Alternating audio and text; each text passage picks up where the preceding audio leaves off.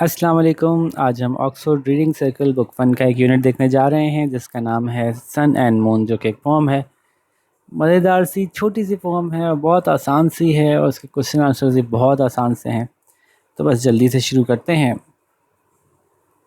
The moon shines clear as silver, the sun shines bright as gold, and both are very lovely and very very old.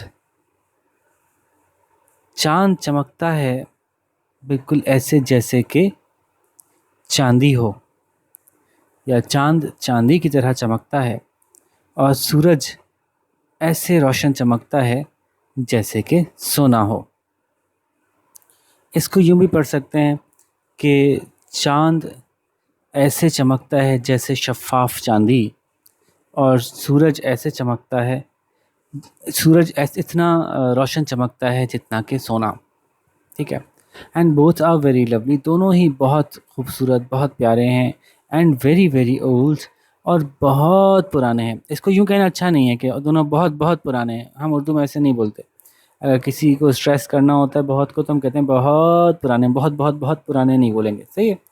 And very very old, और बहुत पुराने हैं। God hung them up as lanterns for all beneath the sky, and nobody can blow them out, for they are up too high. अल्लाह ताला ने इन्हें लटकाया है ऊपर से, जैसे कि गोया वो कोई लालटेनें हों। अच्छा, लालटेन बोलने में मज़ा नहीं आ रहा, तो अच्छा है, ज़्यादा मज़ा आएगा कि इसको मैं कंदील बोलूँ। तो वो भी कुछ मिलती जुलती ही शक्ल होती है लालटेन की, तो कंदील बोलने में ज़्यादा अच्छा लगेगा, है ना।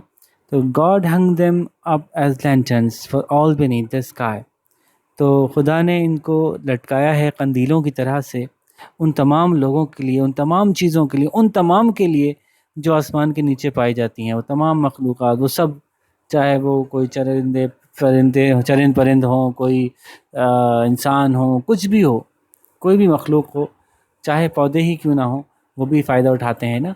यहाँ तक कि बेजान चीज़ें भी फ़ायदा उठाती हैं इनका, सूरज का और चाँद का। आपको पता है ना कि समंदर की लहरें चाँद की वजह से ऊपर चढ़ती हैं और नीचे आती हैं। तो सूरज की वजह से हमारी दुनिया की जो भी कैफ़ियत हैं, चाहे वो हवा है, चाहे वो बारिश है, वो सूरज का बहुत बड़ा किरदार है उसके अंदर।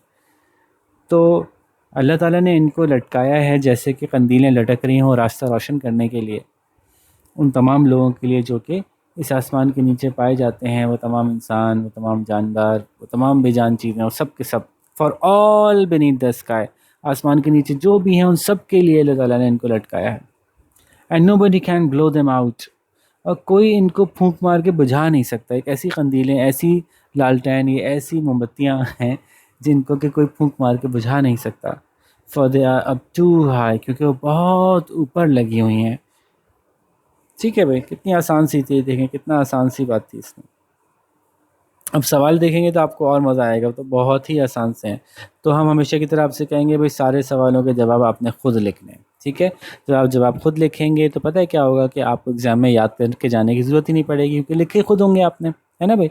और अगर कुछ ऊंचा नीचा हो जाए, कुछ गलती हो जाए, तो उससे घबराने की कोई बात नहीं है। जब टीचर को पता चलता है ना कि बच्चे ने खुद कोशिश की थी, तो टीचर बहुत खुश होते हैं, चाहे छोटी मोटी गलती भी हो तो कोई मसला नहीं होता, सही है। तो शुरू करते हैं। वॉट शाइन्स लाइक सिल्वर, लो भैया, सिल्वर की तरह क्या चमकता है। तो बस वॉट की जगह डैश आएगा, बता दें कौन चमकता है। डैश शाइन्स लाइक सिल्वर, ठीक है। वॉट शाइन्स लाइक गोल्ड, लो और आसान सवाल है। डैश शाइन्स लाइक गोल्ड, अब डैश में कौन गोल्ड की तरह चमकता है, बता दीजिए, ठीक है। अच्छा, आप किया यूँ कीजिए कि जब मैं कोई सवाल एक्सप्लेन किया करूँ ना, तो वहाँ वीडियो पॉज कर दिया करें, ताकि फिर उसके पहले आप जवाब लिखें, उसके बाद फिर आगे सुना करें। एक साथ सारे सवाल सुन के एक साथ सारे जवाब लिखने में बच्चे भूल जाते हैं अक्सर चीज़ें। तो ए और बी को कर लीजिए जल्दी से, वीडियो पॉज करके फिर सी पे चलते हैं, फिर सी शुरू करते हैं। Who hung up the lanterns, किसने लैंटर्न्स को लटकाया। Dash hung up the lantern, अब यहाँ कौन आएगा, तो आप बता सकते हैं कौन आएगा। अब यहाँ पे आप गॉड भी लिख सकते हैं, और अल्लाह ताला भी लिख सकते हैं, अब ये वट एवर जैसे आप लिखना चाहें, जो अल्फाज इस्तेमाल करना चाहें। Who can blow them out, why not, इसका जवाब दो टुकड़ों में होगा। पहले तो इसका जवाब देंगे dash can blow them out, कौन इनको बुझा सकता है। कौन बुझा सकता है, बॉम्ब में बताया तो था ना उन्हें कि कौन बुझा सकता है, कोई भी नहीं। अब कोई भी नहीं की इंग्लिश क्या है, देखें आप यहाँ पे देख सकते हैं। ठीक है, तो कोई भी इनको नहीं बुझा सकता। अब इसको लिख लीजिए यहाँ पे, कैसे लिखेंगे, पहला पार्ट हो जाएगा, फिर फुल स्टॉप लगाइएगा, dash can blow them out, question mark हटा दीजिएगा, कोई भी नहीं इनको बुझा सकता। अब डैश में लगा लें, कोई भी नहीं की जगह क्या लगना है।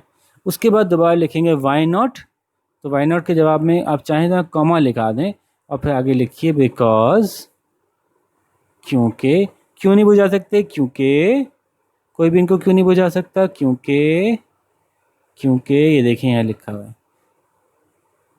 अब फॉर की जगह यहाँ बिकॉज आएगा, बिकॉज